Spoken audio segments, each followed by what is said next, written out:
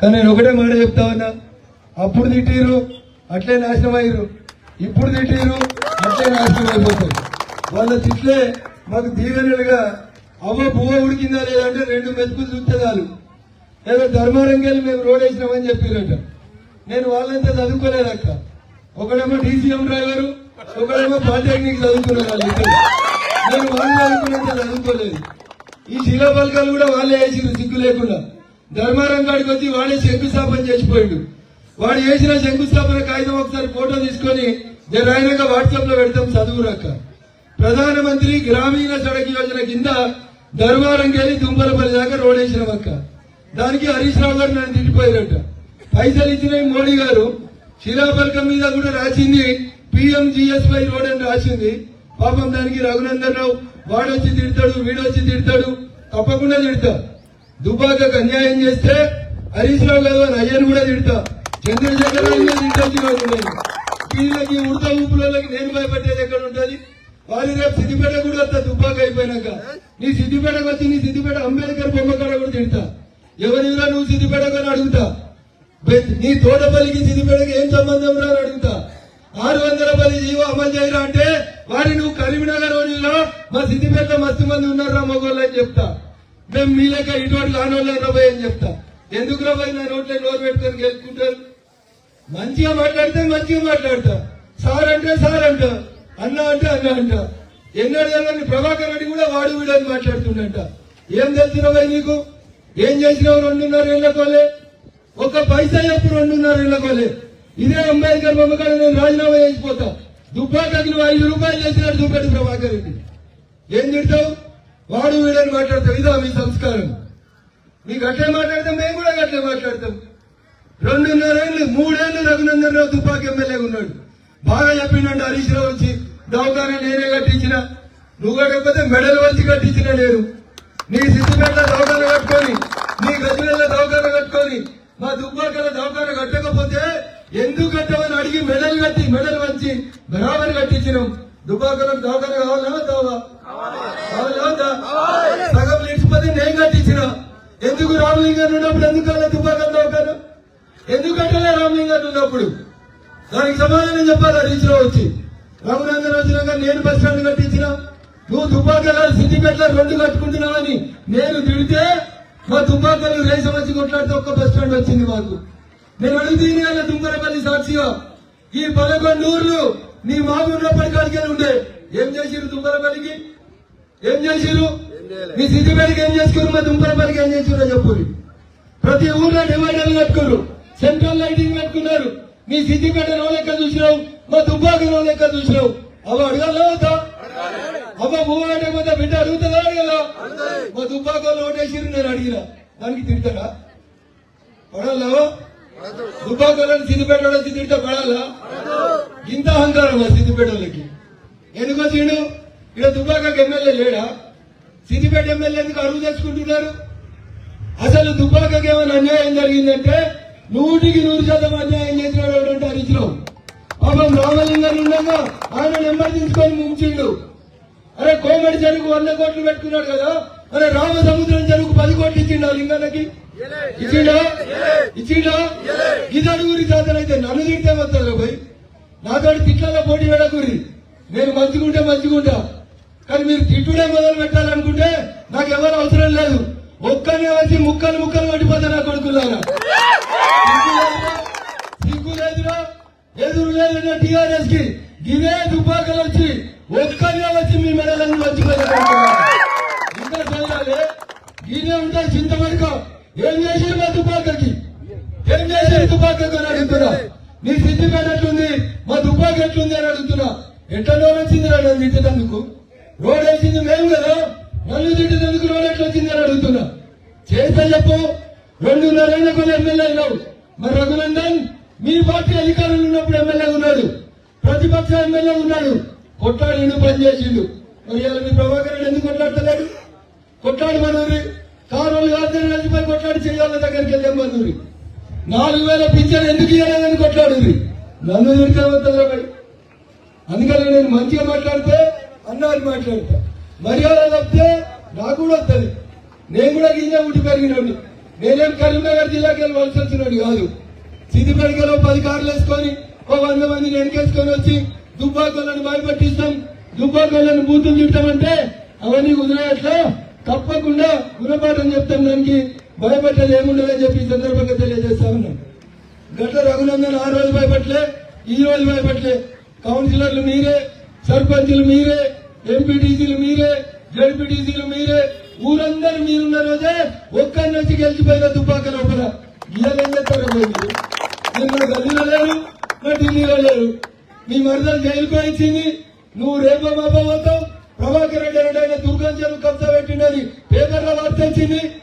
భూములు కబ్జాలు పెట్టుకొని వచ్చి పైసలు వచ్చి ఓటుకు 2000 ఇచ్చి గెలిచినాడు కూడా రఘునందన్ వచ్చి తిట్టిపోతున్నాడట. చెయ్యన్నా పని చేయి, దుబ్బాకెళ్ళి దుంపలపల్లికి డబుల్ రోడ్ చేయి, డివైడర్ పెట్టు. సిద్దిపేటకెళ్ళి దుంపలపల్లి దాకా డబుల్ రోడ్ తీసుకురా, డివైడర్ పెట్టు. సరే నేను సింగిల్ రోడ్ వేసిన ధర్మారంకి వెళ్ళి దాకా నువ్వు డబుల్ రోడ్ అయ్యి ఓ పాలిటెక్నిక్ కాలేజ్ తీసుకురా, ఓ నర్సింగ్ కాలేజ్ తీసుకురా, ఓ 10 మంది కొలువులు. నేనే వచ్చి నీకు దండం పెట్టి దండేస్తా. నన్ను తిట్టే మొత్తం ప్రతిపక్షాలు ఉన్నది. నీకు చాతగాక, నీకు కాంగ్రెస్ అంతా కొట్టడానికి చాతగాక ఎందుకు కలిసినావు ప్రభాకర్ రెడ్డి, నువ్వు రేవంత్ రెడ్డి నాకు తెలియగలుగుతా. ఏడాది కాగానే రేవంత్ రెడ్డిని కలిసిండు, 4 ఎమ్మెల్యేలు తీసుకుపోయి కలిసిండు. ఏం చెప్పిండు? ముఖ్యమంత్రిని కలిస్తే నాకేదో యూనివర్సిటీ ఇస్తానని చెల్లపురంలో జాగ సర్వే చేసిండు. వచ్చిందా? అరే ఐటీఐ కంప్లీట్ చేసి చాతగాలే నీకు. హరీష్ రావు ఒక ఐటీఐ కంప్లీట్ చేసి చాతగాలే నీకు. ఏమొస్తా తింటే అక్క తిట్టరాదా? మనకి మీకు తిట్టరాదా? దుంపలపల్లికి అన్యాయం చేస్తే తిట్టాలా వద్దా? దుబ్బాకకు అన్యాయం చేస్తే అడగాలా వద్దా? అడిగితే సిద్దిపేటలను తెచ్చి తినిపిస్తారా? ఏం చేసిండు? 2.5 ఏళ్లకోలే మీ ఎమ్మెల్యే చెప్పమని. 2.5 ఏళ్లకోలే ప్రభాకర్ రెడ్డి వచ్చి దుంపలపల్లికి 10 పైసలు పని చేసినా అని చెప్పమని. నేను వస్తా, మాట్లాడేదానికి వస్తా. నువ్వు 10 మందిని తోలుకున్నా, నేను ఒక్కనే వస్తా. నీ చేత కాకపోతే సిద్దిపేట ఎమ్మెల్యేని తోడు తెచ్చుకో. నేను అడుగుతున్నా ఇప్పుడు రేవంత్ రెడ్డి దగ్గరికి ప్రభాకర్ రెడ్డి అనే దుబ్బాక ఎమ్మెల్యే ఎందుకు పోయిండు? అభివృద్ధి కోసం పోయిండు. ఏం తెచ్చినావు రేవంత్ రెడ్డిని కలిసి దుబ్బాకకి? ఐటీఐకి 10 లక్షలు చేయాలి. నువ్వు నన్ను తిరిగితే ఏమొస్తుందన్నా? అందుకనే నేను దయచేసి ఓటు మాకే ఇంద్రేని అడిగేదానికి వచ్చిన. 2 కౌన్సిలర్లు ఇంతకుముందు కారు గుర్తోళ్ళు ఉంటారు అన్నలు. ఆ రోజు వాళ్ళ పార్టీ అధికారంలో ఉండే, ఇలా వాళ్ళ పార్టీ అధికారంలో లేదు. వాళ్ళ ముఖ్యమంత్రి లేడు, వాళ్ళ మంత్రి లేడు. కారు గుర్తోళ్ళని చెయ్యి గుర్తోళ్ళు ఎవరి దగ్గర కూడా రానిస్తలేడు. ఈ మాట నేను చెప్పలే, ప్రభాకర్ రెడ్డి గారే చెప్పారు. రాష్ట్రంలో కారు గుర్తు లేదు, చెయ్యి గుర్తున్నది. కాంగ్రెస్ అధికారంలో ఉన్నది, మాకు ఒక్క పైసా ఇస్తలేరు. నేను ప్రతిపక్షంలో ఉన్నా, నేనేం చేయలేను అని ప్రభాకర్ రెడ్డి గారు చెప్పిన మాటలే మీకు యాడ్ చేసిపోదామని వచ్చిన. కానీ నేను మంచిదే, నేను ఉప్పు కారం తింటున్నా కాబట్టి పిల్లలందరూ బాధపడితే సమాధానం చెప్పాలనుకున్నా. ప్రభాకర్ రెడ్డి అన్నాడు జై తెలంగాణ అనలే, రఘునందన్ రావు జై తెలంగాణ అన్న రోజు వ్యాపారం చేసుకున్నారు వీళ్ళంతా. నేను కొట్లాడిన జై తెలంగాణ అని ఎవడన్నా ఇటుకతో కొడితే గన్నెట్ రైతు నిలబడి కొట్టినాను. అన్నది భయపడకపోతాంటే నేనెందుకు భయపడతా? అందుకని ఒకసారి విజ్ఞప్తి చేస్తా ఉన్నా, కారులో పోటీ చేసేందుకు వచ్చినప్పటి నుంచి నాతో పాటు ఉండి అనేక కేసులు మా మీద పెట్టిన, ప్రలోభాలకు గురి చేసిన, ఏ రోజు కూడా పార్టీ జెండా మార్చకుండా ఒకటే సిద్ధాంతం కోసం పనిచేస్తూ వచ్చింది రవీందర్. అందుకని దయచేసి ఒకసారి ఆశీర్వదించండి. కారు ఢిల్లీలో లేదు, కారు ఢిల్లీలో లేదు. మిగిలిన దాంట్లో 39 మందికి వెళ్తే 10 మంది అటు ఇటు కాకుండా పోయింది ఎమ్మెల్యేలు. ప్రభాకర్ రెడ్డి కూడా దాకా పోయిండు, జర గేట్ దాకా పోయిండు. ఏదో మాట్లాడుకుందాం అనుకున్నాడు, భారం కుదరలేదు, మళ్ళీ వెనుకకు వచ్చిండు. నేను చెప్తలేను ఇది, ఆయనే పోయిండు రేవంత్ రెడ్డి దగ్గరికి. నేను పోయి కలవలేదు రేవంత్ రెడ్డి దగ్గర. నువ్వే పోయి కలిసినావు. ఏం తెచ్చినావో చెప్పు. పోని ఓ రోడ్డు తెచ్చినావా? అబ్షీపూర్ గేట్ కాడికి వెళ్ళి దుబ్బాక దాకా ఓ రోడ్డు తెచ్చినావా చెప్పు. ఏం తెచ్చినావో చెప్పు. దుబ్బాకకి తిట్టుకున్న ముచ్చట తర్వాత తిట్టుకుందాం, ఊళ్ళో కూడా తిట్టుకొని ఇజ్జతం తీసుకుందాం, బయట తిట్టుకుందాం, చౌరస్తా కూడా తలపెట్టుకొని ఇద్దరం కూర్చొని తిట్టుకుందాం. ఏమైంది, ఏం చేస్తారో చెప్పుర్రి. దుంపల పెళ్లికి ఏం చేస్తారో ఏం చేసిరో చెప్పుర్రి. 10 ఏళ్లలో గది చెప్పకుండా ఎంతసేపు తిట్టుకుందామంటే తప్పకుండా నేను తిట్టుకోవడానికి కూడా సిద్ధం. 13వ తారీఖు తర్వాత మీరు యాడికి రమ్మంటే ఆడికి వస్తే నేను తిట్టుకుంటాను.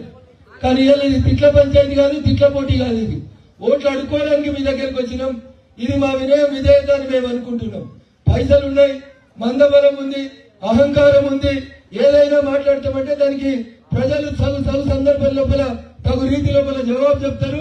నాకు కూడా దేవుడు మోకాలిస్తాడు, భూమి గుండ్రంగా ఉంటది. ఆ హరీష్ రావు అనేటువంటి దుబ్బాకలో ఒకసారి బుద్ధి చెప్పిరు, అయినా బుద్ధి రాలేదు. మళ్ళా దుబ్బాక కొత్తుండు. ఇక ఇప్పుడు ఈ అంబేద్కర్ సాక్షిగా మేము కూడా డిసైడ్ అవుతున్నాం.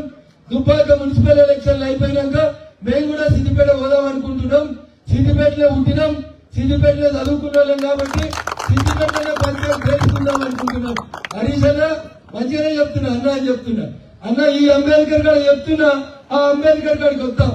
మొన్న నీకు నాకు తేడా 2000 బిడ్డ. మన ఎంపీ ఎలక్షన్లలో కారుకి కమలానికి తేడా సిద్దిపేటలో 2000. మొత్తం ఆ 2000 కూడా దాటే రోజు వస్తుంది. నీ లక్ష మెజార్టీని 2000 దాకా లగ్గించుకుంటూ వచ్చిండు రఘునందన్ యాదికి పెట్టుకో హరీష్ రావు. మెదక్ జిల్లా రాజకీయాలలో హరీష్ రావు అనేటువంటి పేరు లేకుండా అంబేద్కర్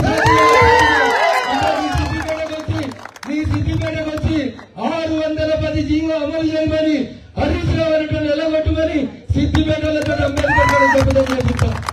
అయితే కవిత సిద్దిపేటకు వారసురాలు కావాలి. హరీష్ రావుకి సిద్దిపేటకి ఏం సంబంధం?